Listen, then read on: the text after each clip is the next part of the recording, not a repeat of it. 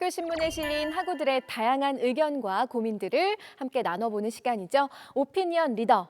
먼저 대전대 신문의 의견부터 살펴봅니다. 사설이 두 개가 실려 있는데 먼저 코로나19 사태로 다시 생각해보는 대학 교육의 발전 방향입니다. 지금까지 온라인 강의가 미래 교육의 정해진 정답처럼 인식되면서 대면 강의를 고수하는 것은 변화를 거부하는 구시대적 발상으로 여겨지기도 했다. 그러나 기술에 의해 시공간의 장벽이 사라지더라도 전통적 대면 교육을 통한 사고력과 공감 능력의 향상은 온라인 교육이 대체할 수 없을 것이라는 교육학자들의 주장에도 귀 기울일 필요가 있다. 온라인 강의와 오프라인 교육이 각각의 목표와 기능을 가지면서 어떻게 양자의 관계가 설정되어야 하는지에 관한 다각도의 검토가 필요하다. 충분한 교육 철학적 성찰이 뒤따르지 못한 형식적 변화는 다가올 제2, 제3의 코로나 사태에 또다시 흔들릴 수밖에 없다. 코로나19를 계기로 앞으로 비대면 수업이 주류로 떠오를 것이라는 전망이 정말 많은데요. 형식적인 부분만 고려할 게 아니라 철학적인 관점에서 아주 신중하게 살펴야 한다는 지적이었습니다. 자, 이어지는 사설은요. 온라인 교육 혁신의 방향이라는 사설인데요. 이어서 살펴보겠습니다. 예수의 탄생을 기원으로 이전과 이후로 나뉘던 세계사는 이제 새로운 시대 구분의 기원을 맞이할 준비를 해야 한다. 뉴욕타임스 칼럼니스트 토머스 프리드먼은 세계사가 코로나 이전과 코로나 이후로 나뉘게 되리라 전망한다. 인류에게 사랑과 연대를 설파했던 예수와 달리 코로나19가 전하는 새로운 시대의 모습은 고통과 두려움, 단절과 외로움이다. 사회적 거리두기는 일상이 될 것이며 마스크와 세정제는 이미 필수 소지품이다. 하늘, 바다, 땅을 가로지르는 촘촘한 물리적 연결망은 공간의 제약을 뛰어넘는 소프트웨어 연결망으로 대체된다.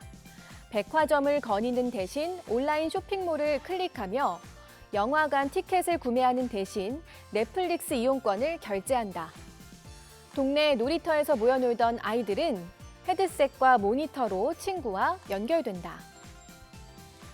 코로나19로 인한 일상의 변화가 일시적인 현상이 아니라 사회를 구조적으로 바꿔놓는 엄청난 변혁의 시기가 될 것이라는 진단이었는데요. 어떠신가요? 여러분도 수긍이 가시나요?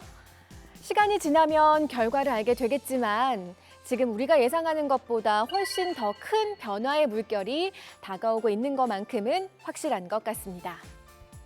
교육 분야에서도 역시 그런 변화가 일어나고 있다고 말하는 사설은 온라인 교육 혁신의 방향 3가지를 꼽고 있는데요.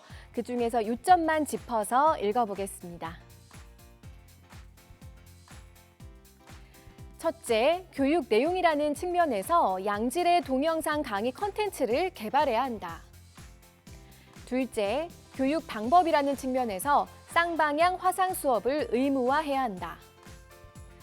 셋째, 교육 평가라는 측면에서 지식을 평가하던 과거의 관행에서 벗어나 사고력, 표현력, 소통 능력, 협업 능력 등의 역량을 평가하는 방식으로 전환되어야 한다. 네, 그리고요, 마지막 문장은 이렇게 이어집니다. 디지털 리터러시는 대학의 생존과 몰락을 가늠하는 척도가 될지도 모른다. 요컨대 교육 혁신이라는 측면에서 코로나19는 이러한 변화를 앞당겨주는 촉매의 역할을 하고 있다.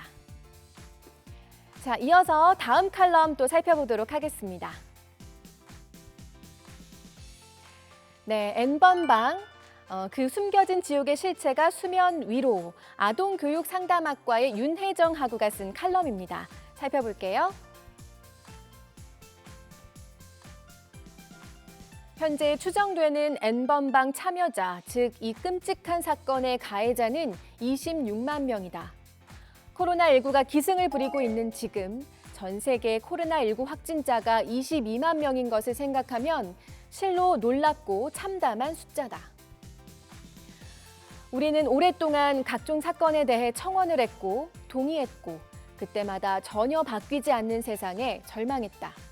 그리고 결국 N번방 사건과 직면했다. 어쩌면 예정된 상황이었을지 모른다. 피해자들의 간절한 외침과 씻을 수 없는 고통으로 이루어진 이번 청원이 가해자에 대한 엄중한 처벌로 이어져 부디 피해자들에게 조금은 위로가 될 수 있기를 진심으로 바란다. 네, 다른 신문에서 다룬 내용들과 중복되는 내용이 좀 많아서 제가 간략하게 전해드렸어요. N번방 문제를 다룬 이 글과 기사가 이렇듯 많다는 것은 그만큼 지금 심각한 문제이고 또 학생들이 주목하고 있다는 뜻도 되겠죠. 문제가 해결될 때까지 끝까지 보도하고 분석하고 또 추적하는 신문들이 되기를 바라봅니다.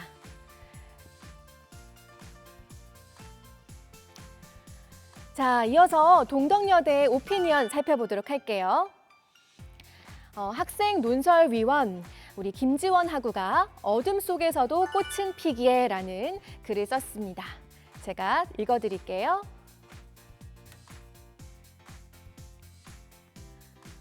코로나19는 우리의 생계까지 위협하고 있다. 감염자의 비말을 통해 전염되는 이 바이러스의 확산을 방지하기 위해 사회적 거리두기 캠페인이 실시됐고 이로 인해 많은 소상공인이 생계 유지에 어려움을 겪고 있다. 이에 대한 대책으로 정부는 소상공인의 자금을 지원해주는 등의 지원금 제도를 마련했지만 언제까지 이어질지 모를 그들의 손실을 충당하기에는 턱없이 부족한 상황이다. 또한 고령자나 환자에게 더욱 치명적인 이 바이러스로 인해 현재까지 수많은 희생자가 발생한 상황이다. 네, 이런 상황들 속에서 우리의 마음을 흐뭇하게 만드는 미담들이 또 전해지고 있어서 미소를 짓게 됐다는 필자의 이야기를 이어서 들어보겠습니다. 경남 진주시의 행정복지센터는 지난달 한 익명의 기부자가 100만 원이 든 편지 봉투를 남기고 사라졌다고 전했다. 봉투에는 전국에서 코로나와 사투를 벌이고 있는 분들께 조금이나마 위안이 되었으면 합니다. 대한민국 파이팅이라고 적혀 있었다. 같은 날 오전에는 80대의 노인이 익명으로 직원에게 돼지 저금통을 전달하고 사라졌다고 한다. 이외에도 마스크를 구하기 힘든 소외 지역에 시민 봉사자들이 마스크를 만들어 전달하는 등 지역사회에서 미담 사례가 이어지고 있다. 겨우내 추위를 이겨낸 나무는 봄이 오면 더 많은 꽃을 피운다고 한다. 우리 사회도 이 겨울이 지나면 더욱 성장한 모습으로 진정한 봄을 맞이하길 바라본다. 네, 이런 따뜻한 마음들이 있어서 어떤 위기에도 우리가 희망을 잃지 않고 극복해 나갈 수 있는 것 같습니다. 다른 이에게서 희망을 찾으려 하기보다는 바로 내 자신이 희망이 되어야겠다. 이런 생각을 하게끔 만드는 칼럼이었던 것 같고요. 자, 계속해서 다음 칼럼 또 만나보도록 할게요. 하주원 편집장이 쓴 논평입니다. 성범죄를 어떻게 피해요? 라는 제목인데요. 함께 보겠습니다. 경기대 범죄심리학과 이수정 교수가 팟캐스트 채널에서 던진 문장이다. 이 교수는 해마다 성범죄를 피하는 방법이 무엇이냐고 묻는 기자들이 있다며 이들에게 성범죄를 어떻게 피해요? 오원춘 사건에서 피해자가 어떻게 하면 범죄를 피할 수 있었을까요? 조두순 성폭력 사건에서 피해자가 성범죄를 피하는 방법이 있었을까요? 라고 반문한다. 이 교수의 반문대로 성범죄는 예방할 수 있는 범죄도 피할 수 있는 범죄도 아니다. 성범죄의 원인은 오직 가해자에게 있다. 그렇기에 이러한 질문은 초점이 빗나간 위험한 질문이다. 이러한 질문이 위험한 이유는 2차 가해로 이어질 수 있기 때문이다. 예방할 수 없는 범죄 앞에서 예방법을 찾는 질문은 결국 피해자들을 향한 추궁으로 변질되기 쉽다. 피해자가 당시 어떤 상태였는지, 무슨 옷을 입고 있었는지, 그리고 범죄를 당한 시간대가 언제인지에 무게를 두는 질문으로 이어질 확률이 높다. 이러한 추측들은 일종의 신화에 가깝다. 이는 피해 당사자가 피해자가 된 이유가 있을 것이라는 망상인데다가 피해자를 검열하고 피해자다움을 강요하는 행위다. 이렇게 피해자에게 책임을 묻고 피해자를 비난하는 문화의 찌든 때를 벗겨내려면 질문의 초점을 달리해야 한다. 우리가 궁금해야 할 것은 가해자의 처벌 정도다. 알려져야 할 것은 그들이 응당한 벌을 받느냐다. 어떻게 해야 대한민국에 뿌리 깊게 자리 잡은 강간 문화가 사라질 수 있느냐다. 우리에게 필요한 것은 성폭력을 피하는 법이 아니라 성범죄를 근절하는 법이다. 이제는 피해자가 되지 않도록 조심하는 법이 아닌 가해자가 되지 않는 법, 가해하지 않는 법을 가르쳐야 할 때다. 정말 중요한 문제지만 아직도 우리 사회와 언론에 만연한 편견을 지적하는 정말 매우 깔끔하면서도 정확한 글이었던 것 같습니다. 자, 이어서 경제에 얼마나 알고 있니? 라는 제목으로요. 학우들이 추천하는 경제 공부법 몇 가지를 잠시 살펴보겠습니다.